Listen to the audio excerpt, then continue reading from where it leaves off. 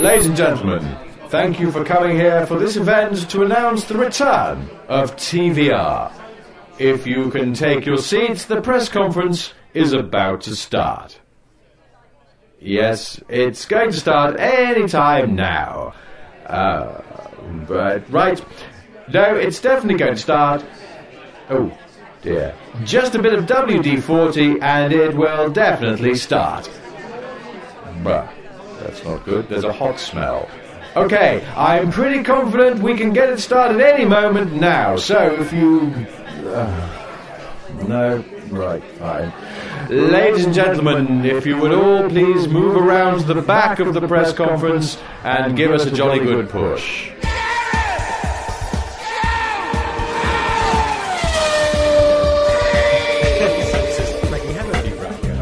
Hello and welcome to Gareth Jones on Speed. We were just discussing bands, not cars at all. I'm joined by the mighty Zog. Hello. And the inimitable Richard Porter. Hello. Are you inimitable? Well, I hope so. I don't know. I don't know. Can you be imitated? Well, if I had a really weird speech impediment or something, it would make it easier. This evening we're going to talk about it. We were talking about music, but we were talking about it in a way that relates to cars. Yes. We were just talking about Lloyd Cole, who is one of my favourite recording artists of all time and has a new album out which is superb, if you like Lloyd Cole. But I was saying to Zog, the reason I got into Lloyd Cole is because I saw an album track listing of his when I was still at school, and it had a track on it called 2CV, and being a car nerd, I just went, ooh, I wonder what that sounds like. But being on a tape, as it was back in those days, you sort of have to listen to the whole thing. You'll never find it by spooling through. Yes. And on that basis, listened to the whole album and went, oh, this is quite good. I think I will get into this Lloyd Cole and his commotions. And then... a good way in, yeah. And then stayed with him. And he's great. Car Connection. I will show you the clip of Lloyd Cole on Get Fresh after this programme later on, and then you can tell me if he's great. I'll look forward to that. Listen, while we're on the subject of music and cars, why the hell not? Can I plug a Slade song? Imagine how happy I would be when Slade recorded a song probably about NASCAR, but certainly about motor racing. Was it called Round and Round? It's just a New Order song, isn't it? About NASCAR. Be about NASCAR. It's called Ready to Explode, and it's very much about the start of the race. And it's great. It's like a 4-minute piece of progressive rock. It really is for Slade. On one of their later albums, forget which one. So it's progressive rock for someone with a short attention span. Yeah, but it's all about cars, because Jimmy Lee, he likes his cars. He had a number of Quattros. Yeah. It's a good lad. Anyway, sorry, Zog, you got a music car story you can pull out of the hat? No, but I'll give you a 2 CD story if you like. I was watching Smiley's People the other day, and there's a character called Peter Gwilym in it, who in the course of Smiley's People, the two cars that he's seen driving are a Porsche 924 and a Citroen 2CV. Interesting. In what order? Which somehow, rather endeared him to me. Did he upgrade or downgrade? I think it was because he wasn't driving the 924 because I think he'd been told not to park it outside the embassy or something, or there might have been some other... I can't remember if there was another problem. And also, I rather liked the moment in which George Smiley crankily described the 94 as being a perfectly horrible little car. They should have given him a 911, though, because it being that era, then they could have just claimed that the character was a stickler for air cooling, and the 2CV would have fitted perfectly. Yeah, I like what you're thinking there. Yeah. 2CVs, did they run on Pirelli tyres? He asked, making some sort of manufactured link. Oh, I see, you're kind of bringing this back to the present day. Oh, how topical, I see what you did there. They didn't, they were on Michelin. They would have been, Michelin X, the very skinny tyre. I built a De Chevaux tyre at the Michelin factory myself. I did it, in Clermont-Ferrand, I did that. Yeah, it was great fun. Sorry, Pirelli tyres, though, I know we've said this before on this programme, but to the uneducated man on the street, and quite frankly, I've had a conversation with him, he's very uneducated, you wouldn't buy a Pirelli tyre, would you? I am very concerned for poor old Pirelli, who were brave and bold and accepted the contract to be the supplier in Formula One, and it seems to have brought them utter disaster. Yeah, it's been a perfect example of a poisoned chalice, really, hasn't it? I guess. Yeah. Well, could you make the tyres crap, please? Yeah, OK, we can do that. Oh, no, now everyone says our tyres are crap. I don't blame Pirelli. 22, maybe? I blame Sam Michael, but I don't blame Pirelli. Yeah, I mean, clearly there was a sort of a perfect storm of, well, I say clearly, but it looks like there was a perfect storm of, a curb that was a little bit unkind to a certain part of the tyre because of the way that... the inner wall. Plus the temperatures, plus the fact that, actually we've put the tyres on the wrong way round. So I didn't know they were directional. I mean, I know a lot of road car tyres. Apparently the teams didn't either. Yeah. Well, no. The truth is that the teams did know they were directional, and they believed they would get... It's not a put on by accident. Some teams have put them on the wrong way around. They believed they would get an advantage from this. What that advantage is, I don't know. They believe the durability might be better that way round, or in their left-hand circuit. I can't huge guess. blowout from one car, which would enable the safety car to come out and allow the other car to bunch up. No, that's far too cynical. You studied at the school of Flavio Briatore, haven't you?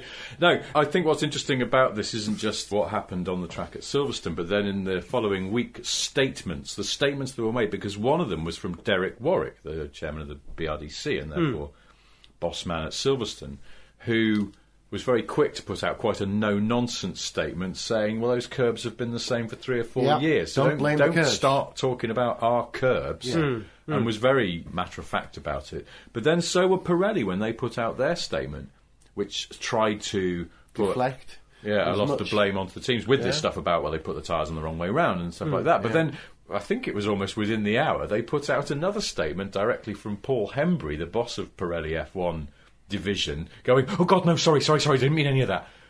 It just looked really sort of... He'd had a call. Yeah, exactly. I think you imagine he had quite a few calls. He was just going, look, no, Martin, I'm sorry, I'm so sorry. Hang on, I've got another call coming in. Oh, God, it's Bernie. Or it's Stefano. Or so. It's just, he must have had a horrible time. Poor man. You know, there's a Chinese proverb, isn't there? Be careful for what you wish, for it may be granted. Formula One is always referred to as the Piranha Club for the competition between the teams. You know, it is ferocious. But if you come into that arena in any way, you're going to get caught in the fish crossfire, as it were, the piranha crossfire. I feel for them. I genuinely am sympathetic to a point where I'm thinking, I'm going to buy some Pirelli tyres, mostly because I bet their prices come down. But secondly, come on, I know what's going on here. They're perfectly good tyres. I would have some on my car, of course I would. But the trouble is, we're recording this programme before the German Grand Prix, so I don't know how the whole tyre story will play out there, but I think Formula One is all the better for the odd failure here and there. You know, if this is the parameters that everyone's working within. I was very sad to see Lewis fall away from leading that race at Silverstone because of that. But it did add to the spice, I have to say. I was elated. But that was a boring race. It was no way. No, but if you're really sort of pushing what you can do with the performance and engineering of a vehicle, you know, you are going to, need a decent you're going to put yourself in ground. Well, no, you put yourself in an area where stuff is more likely to break. You know, if you are, and whether you're talking about, you know, the top end of sports car racing or open wheel racing, you know, things do break. Things are not going to be 100% reliable all the time, and it's going to be the same with tyres. But you don't want failures to be quite as common or quite as catastrophic as they were in that case. It's not Pirelli's fault. It was a combination of circumstances, and all kinds of things play into it. You know, the fact that the teams themselves wouldn't agree to allow Pirelli to bring a new formulation can't have helped. Pirelli having to work, and they're working in very difficult circumstances and doing a difficult job. Do you know what they need? What do they need, Richard? They need some testing with a current car. That might help, actually. They are getting some more, aren't they? Yeah, they are, that's right. Yeah. And old drivers are now the young drivers for that test, as long as they are doing tyre testing. So the trouble is, this is going to become expensive for F1 again. You know, there's a cost implication to all of this, and I do worry for F1. I worry for Caterham. I worry for Marussia. They find it tough. They can only just get there. They can only just compete at the level that's required of them.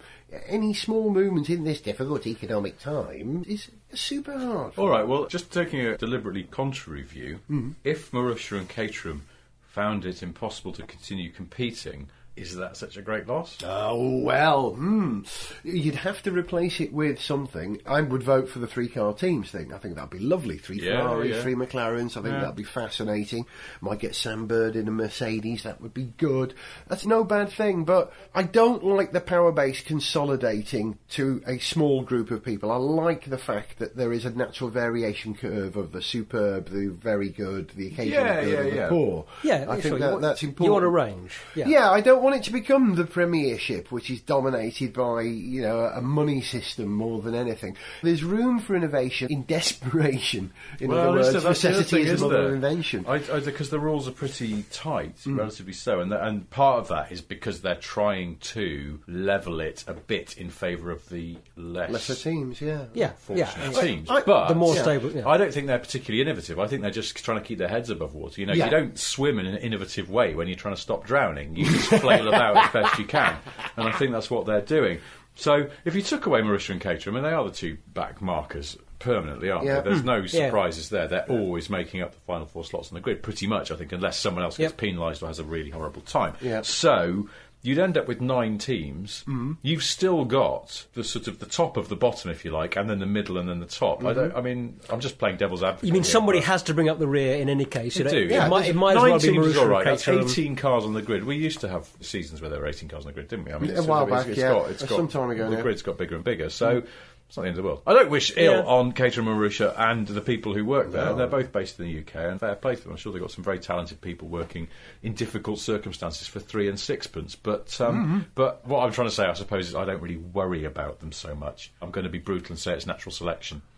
Can you imagine, though, these two teams are competing at a reasonable level in F1. You know, they're within a spit of it. Can you imagine what they could do if Caterham and Marussia had the kind of resources McLaren, you know, they're over-delivering at the moment. Give them a full budget, watch them go. Yeah.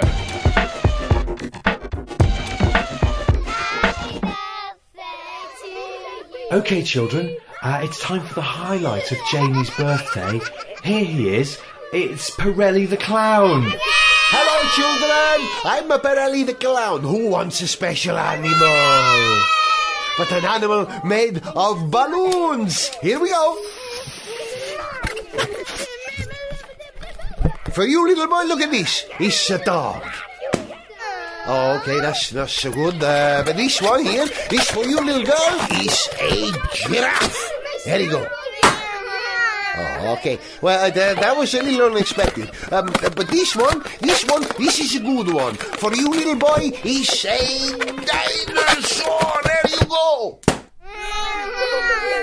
You stupid children, you're holding them the wrong way around. Sniff Petrol with Gareth Jones on speed! As you know, not one of the on-speed team was able to get to Le Mans this year, which is an enormous sadness to us, and an even greater sadness was the fact that a racing driver was killed at that race this year. Sounds callous, but I'm almost glad I wasn't there, because I would imagine the tremors from that throughout that race while you were there would have made it a very difficult Le Mans to be at this year. Did you get a sense of that it was hard to enjoy Le Mans because of that this year, even though his family said race on? Yeah, no, it would be. Particularly so early on. It just then cast a shadow over the whole thing. I remember, was it 2 years ago, in the middle of the night, there were those 2 big Audi crashes. Yeah. One in particular, the Rockefeller crash. There was a sort of moment when it wasn't quite clear what was going on, and was he okay, or because there'd been no sight of him and nothing on the radio, barrier and all sorts. And just that, in that brief period, there was a sort of chill, and then thankfully they were okay. But you imagine that when someone's not okay, you are suddenly sort of not able to quite fully enjoy. Yeah. It also brings home that it's still a dangerous sport and that stuff can go wrong. And that would mar your enjoyment as well, because you'd be watching the race and you'd be thinking, I hope this doesn't happen again. It happened somewhere where you might not expect death to occur. You know, the straights at Le Mans historically have been where some really dramatic accidents have occurred, with cars flipping and leaving into the woods and stuff.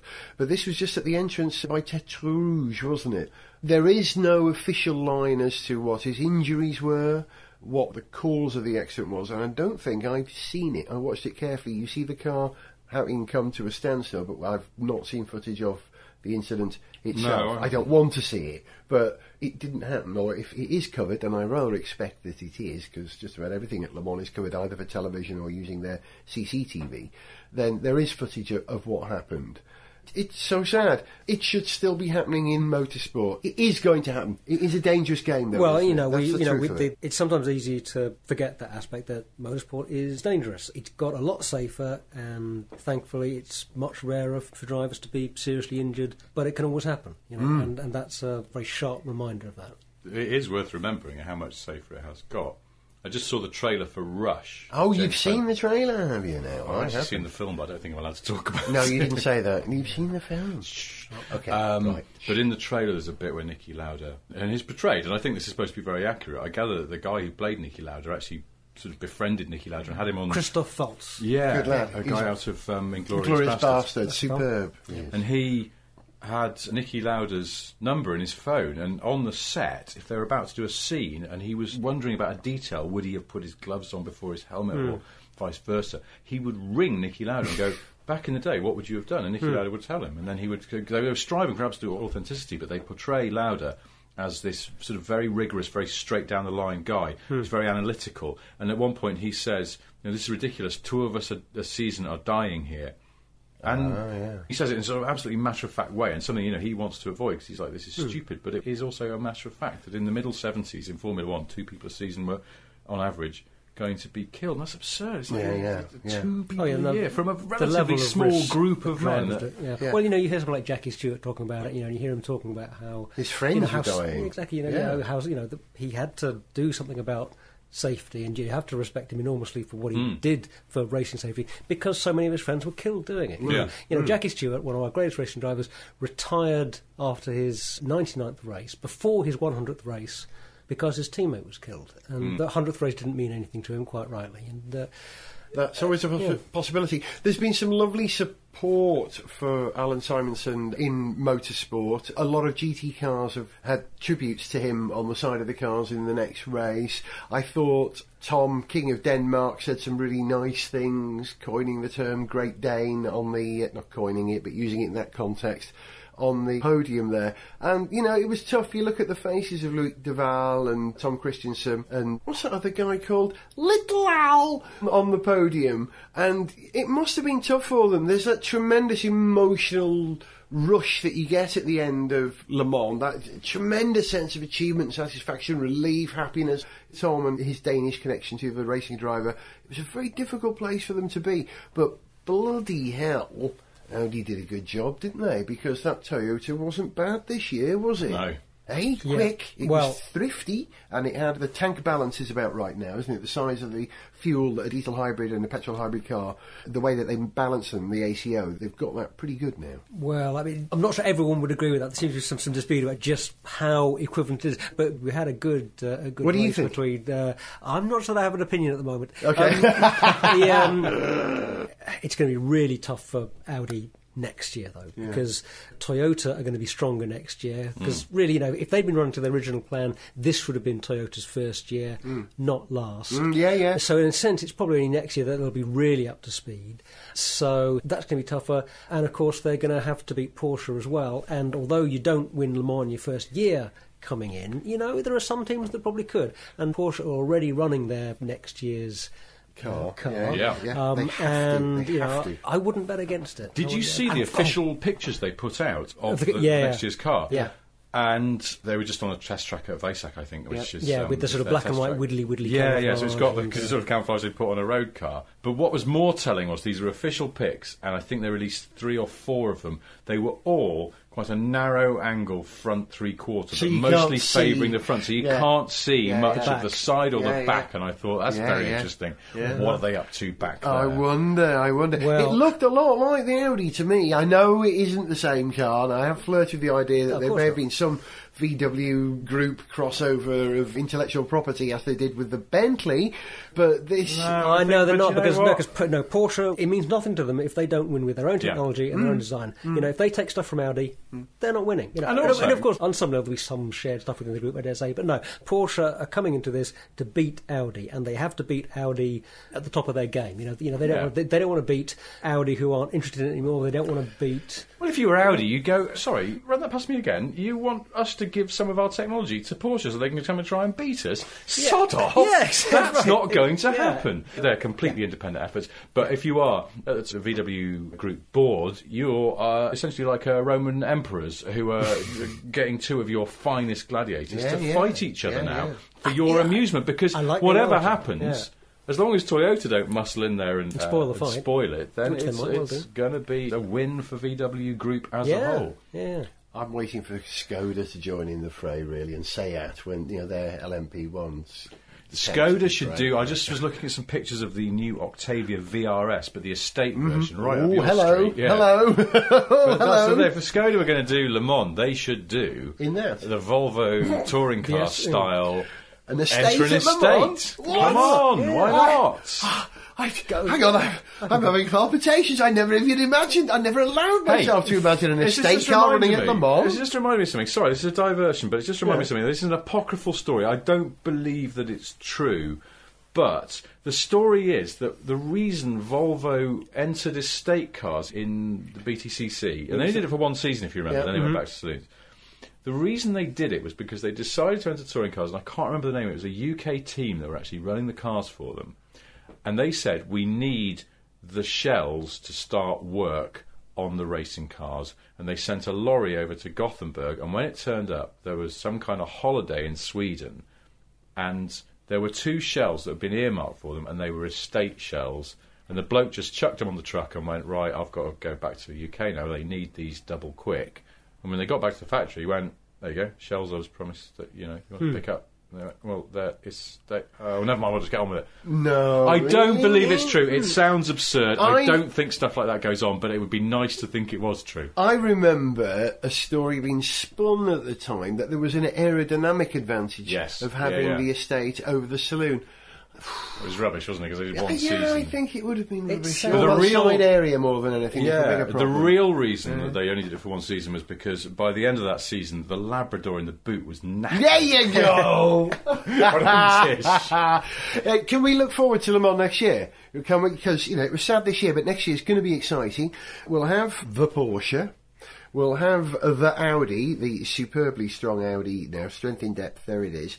But here's the interesting thing. Toyota didn't run any official sort of guests to Le Mans from the UK this year, or last year. You mean liggers? Yeah, us, liggers basically. and blaggers and ne'er-do-wells. Yeah, us kind of guys. They figured they had better ways to spend their money, and who are we to say that? Yeah. Well, they didn't last year, and they didn't this year. Oh, no, we're not. No, now you're doing an impression of the Toyota PR man. And actually, if you didn't know, that could be taken as a slightly racist impression, suggesting that Toyota weren't spending money because they're Scottish. Come on, you are in deep now. There. Come on. No. But in conversations I've had with them, they are already talking about the trip next year and everything. So Toyota are very confident. So what you're saying is that essentially the past 2 years have been a sort of little warm-up. Yeah. They believe that 2014 is the big push for glory, and they want to take associated journalists and VIPs and freeloading scum like us to watch them win the race. There's no other reason to take people out there, is there really? No. I mean, why not?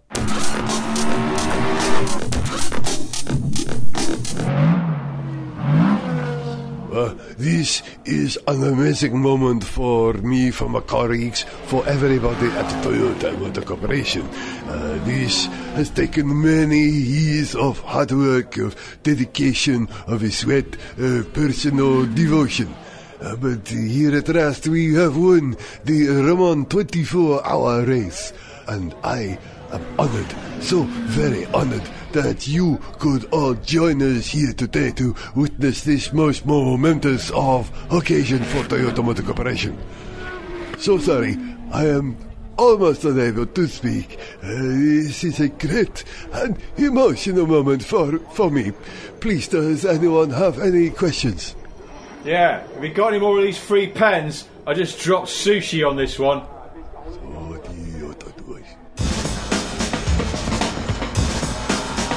Gareth Jones on speed. At the risk of sounding like one of the introductions they used to have at the start of That's Life, do you remember the Esther Ranson show, That's Life? Yeah, always a comedy pet, funny-shaped vegetable, and maybe something. Yeah, and then Shouldn't there be something serious about, like, I don't know, just the kind of tree that was giving people leukemia or something? Oh, the leukemia tree, and they'd come out of it and they'd go, and that's why little Jamie, who's only 3, is going to die. Yes. Here's a carrot that looks like a penis. That's exactly how it was. Awful gear changes of tone and then Cyril Fletcher would come in and would say, I am deeply indebted to Mrs. Jennifer Puttlesmattle from Heverington in Cleveland, who sent me a picture of herself completely naked.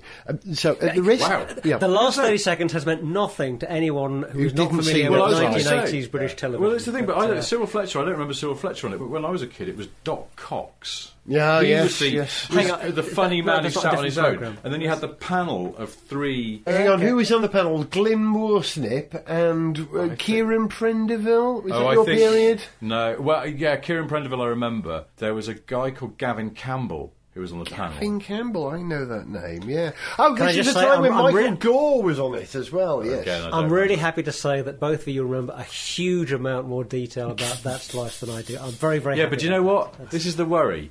I can remember tiny details about who was on That's Life circa 1987. Mm-hmm. Couldn't find my charger for my laptop this evening because I couldn't remember where I put it. So, you know, it swings and roundabouts, really. It all evens out in the yin and yang. Deeply at the risk of sounding like Cyril Fletcher. You are deeply at the risk of sounding like Cyril Fletcher. Deeply indebted to the Nissan PR team who contacted me to say, Gareth, I think we've got a car that you might just like. And they were probably right. It's the Nissan Elgrand Highway Star. Now, you two... Is that what it's really called? That's really what it's called. Elgrand Highway. You see, that sounds like that should be the vehicle for Texas, isn't it? The Highway Star. Elgrand Highway Star. It actually sounds like a Harley and or New something. Mexico. Yeah, it does, doesn't it? Yeah, driving on long roads. Having said that, I did see one of those Mazda Bongo Friendies. Bongo Friendy? I love that. I was only in Wales 2 months ago, and I was walking up a very isolated country lane. There was a single cottage on this lane, and parked outside here was a Bongo Friendy. I took a picture of it. A Bongo Friendy. It's translated as Australian Bongo Friendy. Japanese domestic market cars are fantastic. They're interesting because you just don't see them. And, you know, I like cars that you just don't see. That's why I like the ugly cars that no one buys, because you just don't see them. So, when I see them, I'm glad to see them. You should come up to my place more often, because there's a bright yellow Suzuki X90 that drives around, and I see it. I would say on average twice a week, and yet always in different places. So there's no set pattern. It's not like, you know, sometimes on your commute you might see the same sort of car pretty much every day because you have the same routine. Yeah. But I see this bloody awful Suzuki. It's following you. It's like, you know that film Jewel? It's like that, but a really crappy version of Jewel. Are you stalked by a car? Is there one car? I haven't noticed one recently, no. It does happen. That's quite a good thing. Actually, we should get people... I know we're not doing the live show, but get people to write in if you're being stalked by a car, because I think it does happen. Yeah, it does happen. I was stalked. You know, we were talking before we started recording about seeing Ford prototypes. You saw the new Mondeo. I saw the new Mondeo, All taped up. And I was saying, I've been up in Essex and I've seen nothing that's sort of still secret, but I've seen things that are just on sale, and they're obviously still using the development cars for other stuff, shakedown work, and you'll see these taped up prototypes. This is the weirdest thing. When I lived in Birmingham, for a period of about 2 months, probably once a week, I would see a Focus prototype all covered in the fake fiberglass panels that they do, but driving around Birmingham. And it was the weirdest thing. And also, it was left-hand drive and it was on German plates. What's all that about? But it was like a bloke was using it to get to work. Like he'd bought it. He'd gone at the show. And this is the original Focus. This is 98 when that first came out. Or 99. Oh, I know. He'd gone at the show and he got, I want the first Focus. And it's not ready yet. I don't care. Get me the first one. Well, all right, but it's a bit scruffy. It's a prototype. I'll have it. I didn't get the work out is there must have been. You didn't do the voice. I love Focuses. I want that one. I want that one. Anyway. I'm a massive fan of Dutch music and I like the band Focus. So I want to drive one. I want a car called Focus. We may have gone off topic again. Little. But that's okay. Sorry, the Elgrand Highway Star. Right, this is what it is. If you don't know what this car is, it's a Japanese domestic market car. It's a people mover. It's bigger than the Galaxy.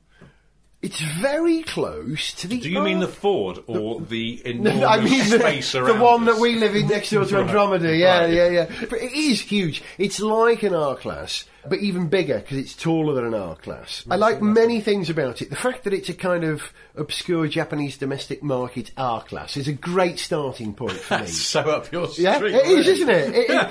They were so right at the PR team at Nissan. The fact that it's got a 2x2x3 layout. So you've got captain's chairs in the front, captain chairs in the back, with a drop-down video, kids were happy, and then 3 seats in the back. That's very handy for when you go camping, because I went camping with it, and we were able to shuttle people around when we got there, all that sort of thing. Very handy. Hang on a sec, can I just ask something? Yeah, go. Because this car already has just got you written all over it. It was black too. Did you sit in the second row captain's chair so you could pretend you were Jean-Luc Picard? Well, you know there'll be some kind of Star Trek related. Yeah, I should have done, and have someone else driving in front. I'm going to indicate left. Make it so. Well, there is a Star Trek connection to this car, which I'll come to in a minute. There genuinely is. Probably the best thing about the car, he said, coming down about 3 octaves, is the engine, which is from the Nissan 350Z, that V6 that they do, the 3.5 litre V6, not the 370, the 350, which was brilliant, zinging engine. Ooh. Is it quite sort of revvy and noisy? Yes, not noisy. It makes a good sound. Number one son kept saying, Dad, listen. You could hear it sing, it really did sing. It was a good engine. 2 things about it, slightly odd. CVT gearbox, which I wasn't expecting. Interesting. Which was all right. Yeah. For something like that, you can get away with a CVT. You don't want that instant response thing. And this is why we were hearing the engine. It's always going to be that engine come on, then the car catches up with it. Yeah. Okay, that's just part of the story. I like the fact that I got 33 miles to the gallon out of it, which is shocking. Did you? Yeah. Inexplicable. Now, I heard the story, because I remember when you first found out about this car, I was there. Tom Barnard from Nissan, hello Tom.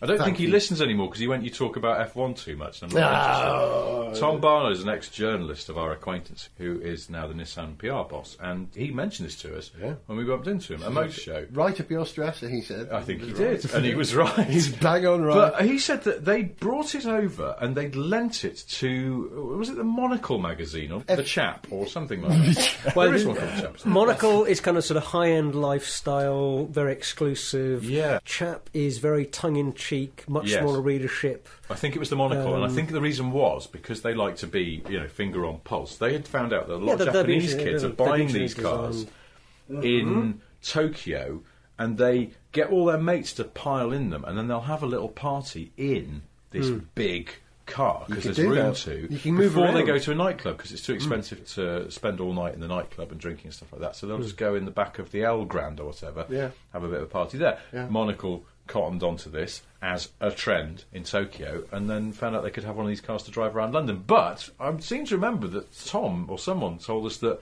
after a few weeks or months, this magazine rang up and went, yeah, that Elgrand you've lent us on a long-term test, we aren't really using it because it's very thirsty and it's bankrupting us because we can't expense all the petrol bags. Really? I know.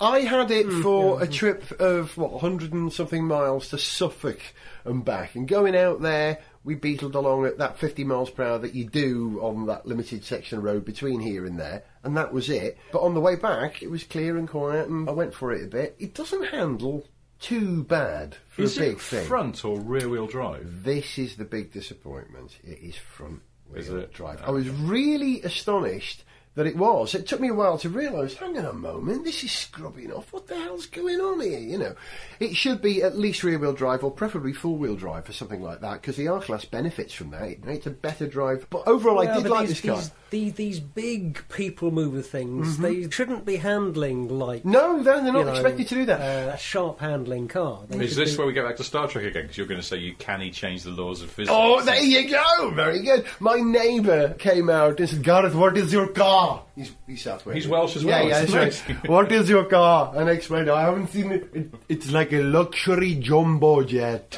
he said.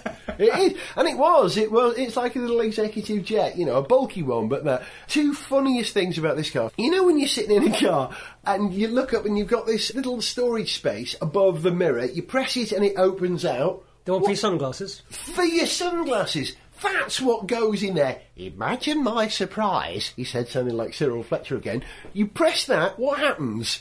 It drops down, clearly a modified sunglasses case holder thing. Yeah. It's no longer a sunglasses case.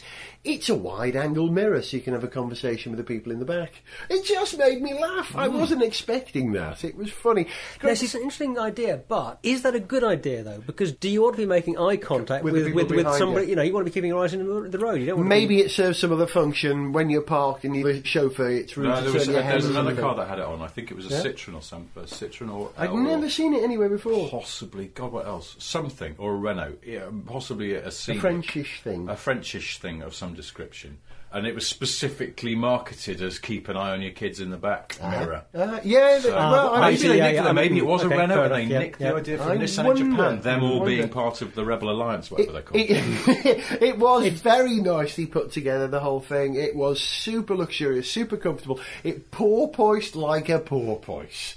Over any undulation in the road, it's like, here we go, here we go. Did it ride nicely, though, as a result? It was pleasant enough. Yeah. Over the speed bumps in London, it took ages to settle down, but once you got on the road, it was fine. It wasn't a great handler, but it was all right. It was understeering, front-wheel drive, I told you all that.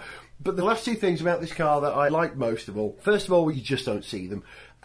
And so it got a huge amount of attention. Every time I stopped, people looking at it, reading the badge, just an unrecognisable shape. So, win-win-win on that for me. But best of all, from the front, have you seen the grille of this thing? Have you seen it? It's more metal on the front of that vehicle than a row of those Dodge 300s with the Bentley grills on, you know, all smashed together. I mean, it's a very American-looking front. Very American. But I think, as a car, it's the car that most looks like Geordie LaForge from Star Trek The Next Generation of any car I've ever seen in my life. And that made me happy. That's really what I was trying to get to. Love the Elgrand. Can't buy it. I don't know why I'm telling you. I don't even know why Nissan let me borrow it, but thank you. That was funny. You've been listening to me ranting. You've been listening to Zog. Goodbye. Talking sense. And you've been listening to Richard Porter taking us off topic. Sorry. Goodbye. And I was Gareth. See ya.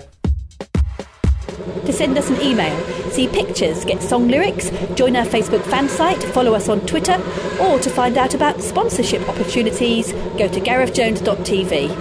Gareth Jones on Speed is made in London by Whiz Bang. Gareth Jones on Speed!